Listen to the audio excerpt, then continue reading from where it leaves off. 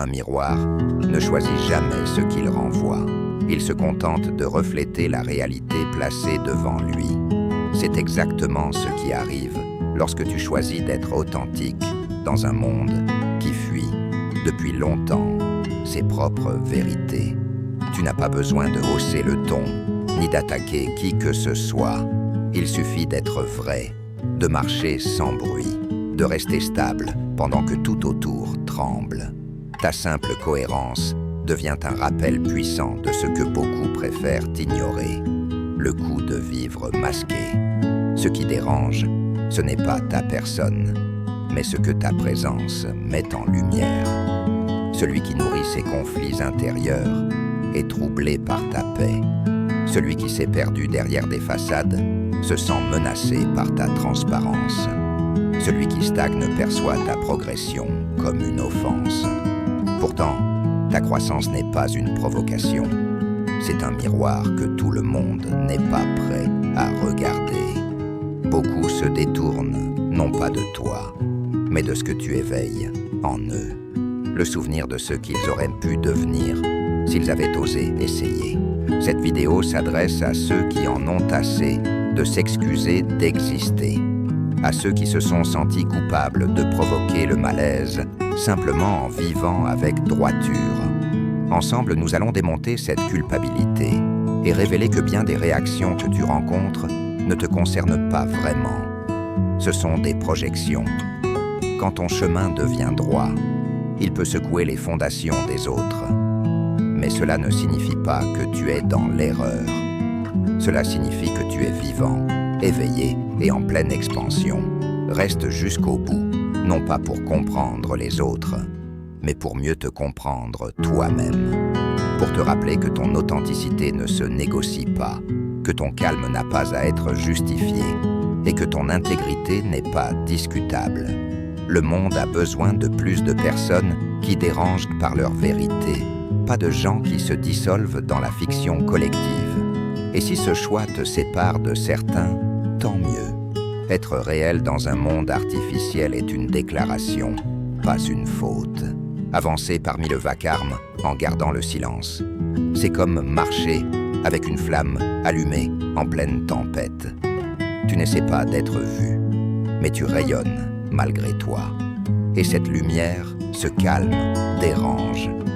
Car ton silence n'est pas vide, c'est une affirmation. Ce n'est pas de la passivité, mais de la maîtrise.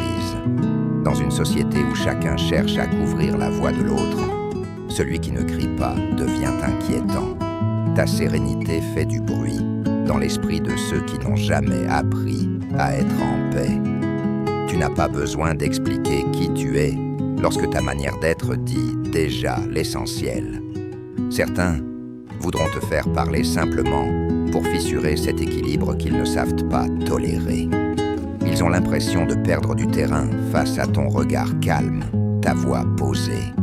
Et ce qui les atteint, ce n'est pas ce que tu dis, mais tout ce que tu refuses de dire pour leur plaire. Ton silence est la preuve de ta maîtrise intérieure. Un pouvoir que beaucoup ne savent ni comprendre, ni gérer. Le silence ferme s'acquiert le jour où tu renonces à l'idée de devoir te défendre coûte que coûte. Lorsque tu n'as plus besoin de répliquer instantanément. Quand tu réalises que tu n'es pas ici pour convaincre ceux qui ont déjà décidé de te mal interpréter. Certains te provoqueront pour t'amener sur leur terrain. Si tu y vas, tu perds. Mais si tu restes centré, tu leur envoies leur propre agitation sans la porter en toi. C'est une discipline quotidienne. Avaler ton ego, choisir la clarté, ignorer les pics déguisés en humour. Ne pas rectifier chaque mensonge dit à ton sujet. Refuser de justifier ta paix, car celui qui est réellement en paix n'a rien à prouver. Celui qui sait qui il est ne discute pas sa valeur avec ceux qui refusent de la voir. On te dira froid, distant, arrogant.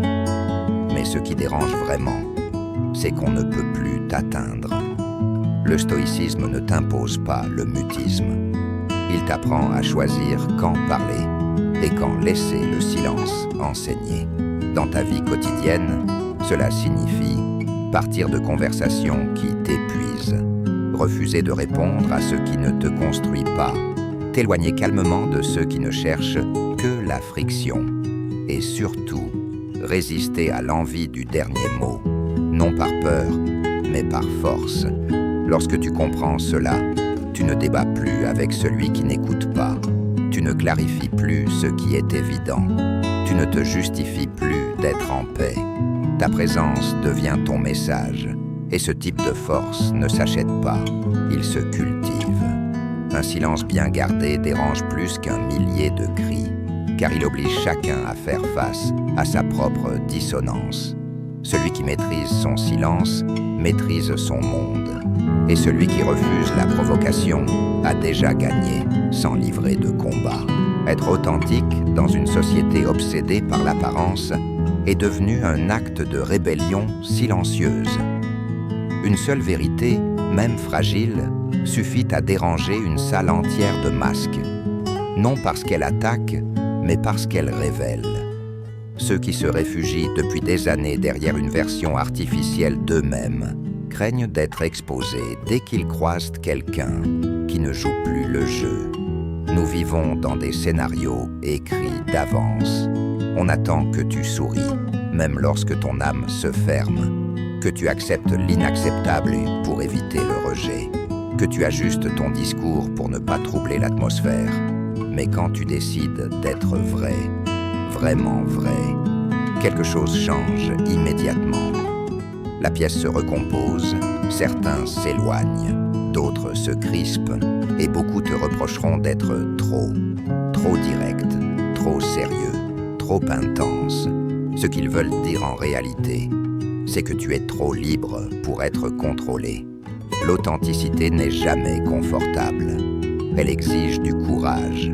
Le courage de demeurer seul quand d'autres préfèrent la chaleur du faux. Le courage de maintenir ta position lorsque ton entourage te regarde avec incompréhension. Le courage de ne pas renoncer à toi-même pour acheter la paix sociale. Car lorsque tu cesses de jouer un rôle, tu forces les autres à reconnaître qu'ils jouent encore. Et cette prise de conscience dérange, non parce que tu attaques, mais parce que tu démontes, sans le vouloir, les mécanismes sur lesquels ils ont bâti leur identité. Le stoïcisme l'enseigne clairement.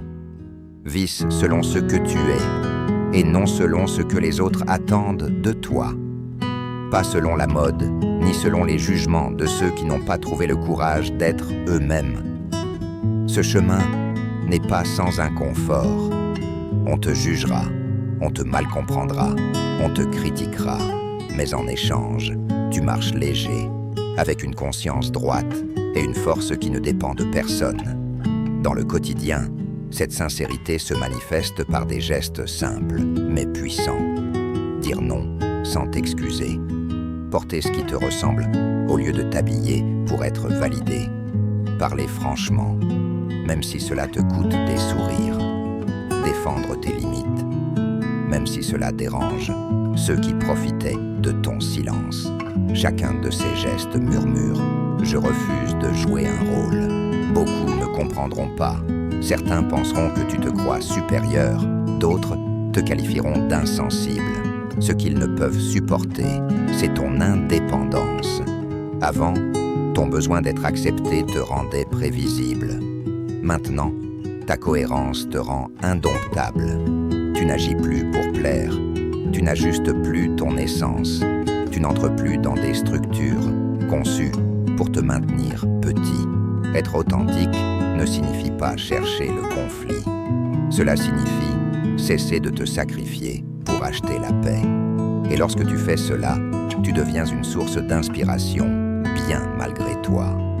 Au début, il s'éloigne, puis il t'observe, et finalement, il te respecte. Car tout le monde, même ceux qui le cachent, aspirent à cette cohérence. L'authenticité n'est pas une stratégie, c'est un mode de vie. Il peut te coûter des liens superficiels, mais il t'offre une paix profonde que personne ne peut enlever. Et lorsqu'on touche cette paix, on perd tout désir de redevenir l'ombre de soi-même. Faire semblant est une prison. Être vrai est une délivrance. Tu as déjà choisi la liberté.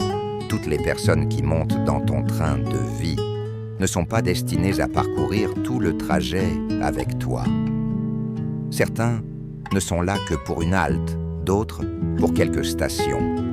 Mais lorsque ton rythme s'accélère, tu verras que certains s'agrippent, d'autres s'opposent, et plusieurs insistent pour rester dans des lieux où tu ne peux plus demeurer.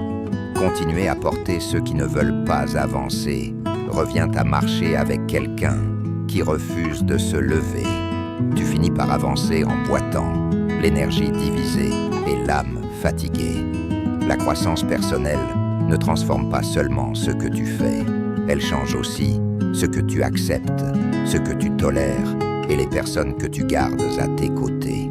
Quand tu évolues, tes relations sont forcées de bouger. Soit elles se renforcent, soit elles se brisent. Car le changement véritable n'est jamais seulement intérieur. Il finit toujours par se traduire dans tes limites, tes choix, tes habitudes. Et tout le monde ne s'en réjouit pas. Certains bénéficiaient de ton ancienne version, celle qui se taisait, qui encaissait, qui s'effaçait pour ne pas déranger. Laisser partir, ce n'est pas abandonner, c'est honorer le chemin. C'est reconnaître que chacun avance à son propre rythme et que tu n'as pas à ralentir le tien pour rassurer ceux qui préfèrent l'immobilité. Tu n'es pas là pour porter qui refuse de marcher. Tu es là pour progresser, apprendre et te construire. Et parfois, progresser signifie déposer ce qui t'alourdissait, même si tu y étais attaché. Le stoïcisme l'explique clairement. Le détachement n'est pas de la froideur. C'est la lucidité de comprendre que tu ne contrôles pas la volonté d'autrui. Tu ne peux qu'être fidèle à ta nature, à ton évolution, à ce que ton esprit réclame. Chérir quelqu'un ne t'oblige pas à rester dans une dynamique qui t'abîme. Le respect de soi consiste à choisir la clarté plutôt que l'attachement, même si cela fait mal. Dans la pratique, cela devient très concret. Cessez de défendre l'indéfendable au nom de la loyauté. Arrêtez de répondre à des messages qui vident ton énergie. Ne plus maintenir des liens par nostalgie. Accepter que la solitude temporaire est moins douloureuse que la trahison quotidienne de tes propres besoins. Ce prix peut paraître lourd, mais il sera toujours plus léger que de rester prisonnier par peur de décevoir. Certains te traiteront d'égoïste, de brusque, de distant, mais ce qu'ils ressentent réellement n'est pas ton départ. C'est la panique de rester là où ils sont. Car lorsque quelqu'un grandit, il force les autres à se regarder en face, et la plupart préfèrent t'accuser plutôt qu'introspecter. Te blâmer est plus facile que d'admettre qu'ils n'ont pas su te suivre. Mais tu ne peux plus te réduire pour rassurer. Tu ne peux plus freiner ton élan pour ne pas déranger. Tu ne peux plus négocier ton avancement afin de protéger le confort de ceux qui refusent de bouger. Laisser partir n'est pas renoncer à l'amour, c'est choisir le respect. Et si certains veulent rester immobiles, c'est leur droit. Mais toi, tu as le devoir de continuer, pour ton équilibre, pour ta dignité, pour ton devenir. À la fin, tu n'as pas besoin que tout le monde comprenne ton départ. Tu n'as pas besoin d'être approuvé. Tu sais pourquoi tu ne peux pas rester, et cela suffit. Tu n'as pas besoin de t'exprimer fort pour que ta voix porte. Tu n'as pas besoin de menacer pour être respecté. La véritable autorité ne dépend ni du volume, ni du spectacle. Elle se ressent. C'est une force silencieuse qui ne se justifie pas, qui ne se met pas en scène, mais qui s'impose naturellement. Et c'est précisément ce que beaucoup ne comprennent pas, habitués à confondre bruit et puissance, agitation et leadership, apparence et influence. Tu n'es pas ici pour attirer l'attention, mais pour te maîtriser toi-même. Et cette maîtrise crée une présence qui en dit plus que n'importe quel discours. celui qui contrôle ses impulsions, qui assume ses décisions sans s'excuser, qui reste ancré même lorsqu'on le teste, dégage quelque chose que l'on ne peut pas contrefaire, une sécurité intérieure. Et la sécurité intérieure, contrairement à l'opinion des autres, ne se marchande pas. Si tu dois forcer les gens à te respecter, alors tu ne détiens pas l'autorité, tu la réclames. Le respect qu'on exige s'effrite. Celui qu'on inspire demeure, même quand tu n'es plus là pour le vérifier. La différence entre manipuler et guider est immense. L'un dépend de l'ego, l'autre du caractère. On reconnaît la véritable autorité dans les moments difficiles. Quand on essaie de te provoquer et que tu refuses d'entrer dans le chaos. Quand on te critique et que tu ne t'effondres pas dans une justification fébrile. Quand tu diriges sans écraser. Quand tu installes des limites sans hausser la voix. Quand tu dis non sans avoir besoin d'un long discours. Dans ces instants-là, ce que tu es parle bien plus clairement que ce que tu dis. Ceux qui vivent dans le bruit n'arrivent pas à comprendre ce type de puissance. Ils ne savent pas comment y réagir, ni comment la combattre. Alors ils tentent de t'entraîner dans leur tumulte, espérant te faire perdre ton centre. Ils te poussent à t'emporter, à te justifier, à t'abaisser. Mais si tu restes calme, tu leur montres qu'ils n'ont aucun contrôle sur ton monde intérieur. Et à ce moment-là, tu as déjà triomphé, sans lever la voix, sans riposter, sans rivaliser. Le stoïcisme ne t'enseigne pas à dominer, mais à rester maître de toi-même, à ne pas céder à la confusion des autres, à ne pas devenir esclave de tes émotions, à agir avec mesure. Lorsque tu incarnes cette maîtrise, tu éduques sans le vouloir, pas par intimidation, pas par menace, mais par l'exemple. On le voit partout, dans la vie quotidienne. Ce patron qui n'a pas besoin d'humilier pour diriger. Ce parent dont la seule parole suffit à poser une limite. Cet ami humble qui inspire davantage par ses actes que par ses mots. Cette personne que l'on écoute naturellement dès qu'elle ouvre la bouche. Non parce qu'elle crie, mais parce que sa présence a déjà fait le travail. Ce n'est pas du charisme forcé, c'est de la cohérence. Chaque fois que tu refuses d'entrer dans des comportements qui ne t'honorent pas, tu renforces ton autorité intérieure. Si ta voix ne porte pas, ne la hausse pas, élève plutôt ton comportement. Les mots s'épuisent lorsqu'ils ne sont pas soutenus par des faits. Mais une posture stable, calme, alignée, vaut plus que tous les discours du monde. Tu n'as pas besoin d'être compris de tous. Tu n'as pas besoin de convaincre. Tu as seulement besoin que ta conduite soit si nette, si droite, que même ceux qui te critiquent comprennent intuitivement qui tu es. La véritable autorité se manifeste quand tu peux regarder n'importe qui dans les yeux sans hésiter, parce que tu sais ce que tu vaux, sans avoir besoin de l'affirmer, pas en criant, pas en t'imposant, juste en étant toi. Quand une personne cesse de discuter, ce n'est pas toujours un signe de reddition. Souvent, c'est le signe qu'elle a compris que poursuivre le débat serait s'épuiser inutilement dans un espace où la raison n'a jamais été invitée. Se retirer, ce n'est pas perdre. C'est reconnaître que ton calme vaut davantage que ta victoire dans un conflit qui ne mène à rien. C'est savoir que ton énergie est précieuse et que tout le monde n'est pas digne d'y avoir accès. Il ne s'agit pas de disparaître par fuite, ni de couper les ponts par impulsion. C'est un choix conscient, celui de ne plus alimenter des dynamiques qui te vident, celui de lâcher l'idée que tout peut être réparé si l'on insiste assez. Certaines situations ne changent pas, non parce qu'il n'y a pas d'attachement, mais parce qu'il n'y a plus de volonté de l'autre côté.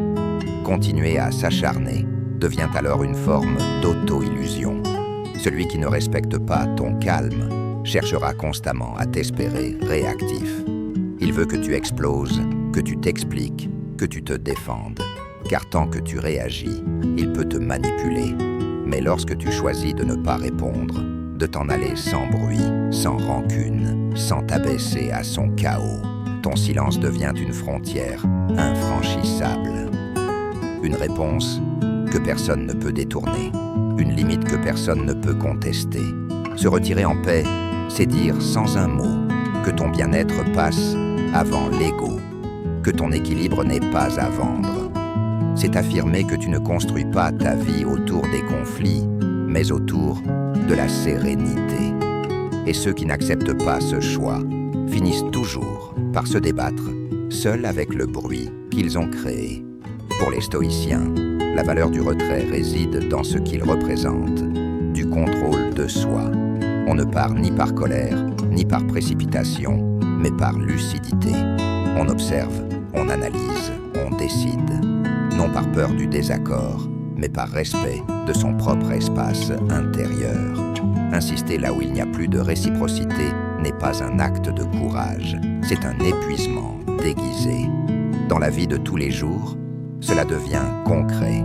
Ignorer un commentaire passif-agressif, éviter la conversation qui tourne toujours en rond, mettre fin à un échange où tu donnes tout et ne reçois rien, quitter une relation sans drame, mais avec la certitude profonde que continuer serait te perdre toi-même. Ce choix ne sera pas compris de tous. Certains diront que tu abandonnes trop vite, d'autres prétendront que tu agis par orgueil. Mais toi seul connais le prix que tu as dû payer en silence avant de partir. Le poids que tu as porté, les concessions que tu as faites, les douleurs que tu as absorbées sans les nommer. C'est pourquoi, lorsque vient le moment de fermer la porte, tu n'as plus besoin de te justifier. Ceux qui ne t'ont pas écouté avant ne méritent pas d'explication. Maintenant, le véritable défi, ce n'est pas de partir, c'est de partir en paix, sans haine, sans colère, sans traîner avec toi les ruines du conflit.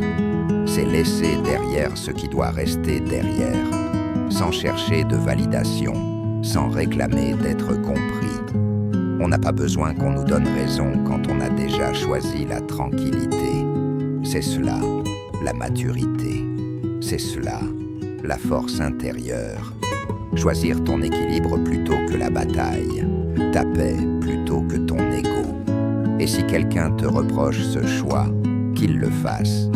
Celui qui ne respecte pas ta sérénité ne comprendra jamais ton départ. Tu n'es pas responsable de satisfaire les attentes des autres. Tu es responsable de protéger ta stabilité émotionnelle. Se retirer en paix n'est pas un abandon, c'est un acte profond de respect de soi. Parce que tout ne se sauve pas en restant. Parfois, la vraie transformation commence le jour où tu décides de ne plus continuer. En silence, avec dignité et avec la certitude absolue que ta paix vaut plus que n'importe quel conflit. Un lieu n'a pas besoin d'être en feu pour être invivable. Parfois, l'odeur de fumée suffit. Une atmosphère lourde, une tension subtile, une sensation diffuse que respirer n'est plus naturel. Il en va de même pour certaines personnes. Elles me crient, ne crie pas toujours, ne t'insulte pas ouvertement, mais leur présence altère ton calme, draine ton énergie et te force à marcher sur des œufs, comme si tout pouvait éclater au moindre mot. Quand ton corps se tend, avant même qu'elle n'ouvre la bouche, ce n'est plus une relation, c'est un champ miné. Ta paix n'est pas une monnaie d'échange. Tu ne peux pas continuer à l'offrir pour préserver le confort émotionnel de ceux qui refusent de se regarder en face. Si quelqu'un fragilise ton équilibre chaque fois qu'il entre dans ton espace, si tu te sens jugé, sur la défensive ou constamment observé, alors tu n'es pas en train de maintenir un lien. Tu es en train de t'abandonner. Et rester dans un environnement qui t'érode n'a rien de noble. C'est de l'auto-sabotage. Certaines personnes ne brisent pas tout d'un coup, elles usent lentement. Elles s'insinuent dans ton esprit par l'ironie, les soi-disant conseils. les remarques déguisées en plaisanterie, les critiques subtiles ciblant tes zones sensibles. Leur impact n'est pas brutal, mais progressif. Et précisément pour cela, il est dangereux. Si tu ne marques pas de limites, leur influence s'installe, se normalise, puis te consume. Le stoïcisme n'enseigne pas la complaisance. Il enseigne la lucidité, distinguer ce que tu peux contrôler de ce que tu ne peux pas. Tu ne contrôles pas les comportements d'autrui, mais tu peux choisir jusqu'où tu les laisses entrer dans ton monde. La sagesse n'est pas de tout tolérer, mais de ne pas t'exposer à ce qui mine ton intégrité intérieure. Préserver ta paix ne signifie pas fuir les difficultés. Cela signifie refuser le chaos inutile. Dans ta vie quotidienne, cela demande une honnêteté radicale envers toi-même. Pourquoi restes-tu attaché à un lien où tu te sens constamment tendu? Pourquoi cherches-tu à convaincre quelqu'un qui n'a jamais voulu te comprendre?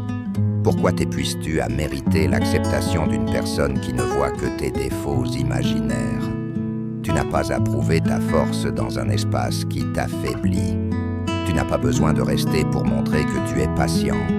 Parfois, le véritable courage consiste à partir discrètement, sans drame, sans colère, sans attendre que l'autre change. Juste parce que tu refuses de sacrifier ton calme pour une présence qui ne t'honore pas. Tu recevras des critiques. On te dira que tu exagères, que tu dramatises, que tu devrais être plus tolérant. Mais les personnes qui te demandent de tolérer ta propre destruction émotionnelle ne te veulent pas du bien. Elles te veulent disponible. Elles veulent continuer à puiser dans ton énergie sans en payer le prix. Et quand tu t'en vas, leurs ressources leur échappent. Voilà pourquoi elles protestent. L'essentiel est de reconnaître quand tu absorbes des charges émotionnelles qui ne sont pas les tiennes. Certains ne supportent pas ta lumière, non parce qu'elle les blesse, mais parce qu'elle éclaire ce qu'ils ont enterré.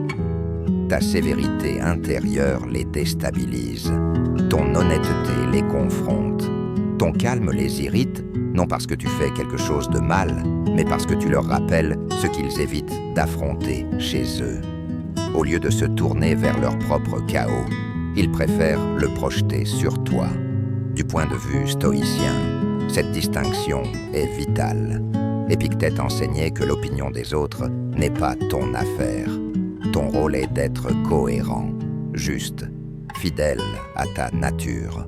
Tu ne peux empêcher les autres de te mal interpréter, mais tu peux décider de ne pas porter leurs conclusions.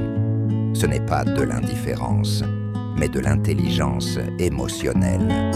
Reconnaître la différence entre une critique qui élève et un venin déguisé en conseil. Dans le quotidien, cela signifie renoncer à justifier chaque mouvement que tu fais. Accepter que certains t'aimeront moins quand tu grandiras. Comprendre que d'autres auront besoin de te transformer en coupable pour supporter leurs propres contradictions. Mais tu n'es pas responsable de nettoyer les versions de toi qu'ils inventent. Tu n'as pas non plus besoin de défier tout le monde. Il n'est pas nécessaire de corriger celui qui ne souhaite pas comprendre. Le respect ne s'obtient pas en discutant sans fin, mais en refusant de participer à ce qui ne te représente pas. Le jugement extérieur s'affaiblit lorsque tu ne l'alimentes plus, lorsque tu cesses de le prendre personnellement, lorsque tu comprends que la réaction des autres n'est pas un reflet de ta vérité, mais de leur regard. Tu n'es pas là pour porter les sacs que d'autres laissent tomber sur toi. Tu es là pour rester ancré dans ton essence, même si cela dérange, même si d'autres préfèrent t'utiliser comme écran plutôt que de regarder leur propre vie. Les projections existeront toujours, mais toi seul décides si tu les charges sur ton dos ou si tu les laisses tomber. À la fin, tu es le seul à connaître ton chemin, ton effort, ton devenir. Personne n'a le droit de salir cela avec ses propres désordres. Te protéger de ce qui ne t'appartient pas n'est pas de l'égoïsme, c'est de la clarté. C'est la sagesse de choisir quelle voix mérite d'être écoutée et laquelle doit passer comme un souffle dans le vent. L'apparence peut se fabriquer en quelques jours, parfois en quelques heures. L'intégrité, elle, se construit lentement, dans chaque choix silencieux, dans chaque geste que personne ne voit. Tu peux paraître solide, paraître sage, paraître accompli. Mais si, en secret, tu trahis tes valeurs, tout ce que tu montres finira par s'effondrer. L'image impressionne un moment. L'intégrité marque pour toujours. Nous vivons dans une époque envahie par la mise en scène, réseaux sociaux saturés de vie filtrée, conversations où l'on joue un rôle, relations entretenues par intérêt. Dans ce décor général, rester fidèle à soi-même semble presque archaïque. Et pourtant, c'est précisément ce qui te distingue. Là où d'autres cherchent l'approbation, tu choisis la cohérence. Elle n'est peut-être pas applaudie, mais c'est elle qui te permet de dormir en paix. L'intégrité dérange parce qu'elle expose ceux qui ne la pratiquent pas. Tu deviens imprévisible pour ceux qui comptaient te manipuler. Tu deviens étrange pour ceux qui ont l'habitude de voir tout se négocier. Une personne qui ne se vend pas, qui ne ment pas pour être aimée, qui ne s'adapte pas pour appartenir, devient une anomalie dans un système construit sur le faux. Et pourtant, elle laisse une empreinte indélébile, car elle est rare, et les âmes rares dérangent.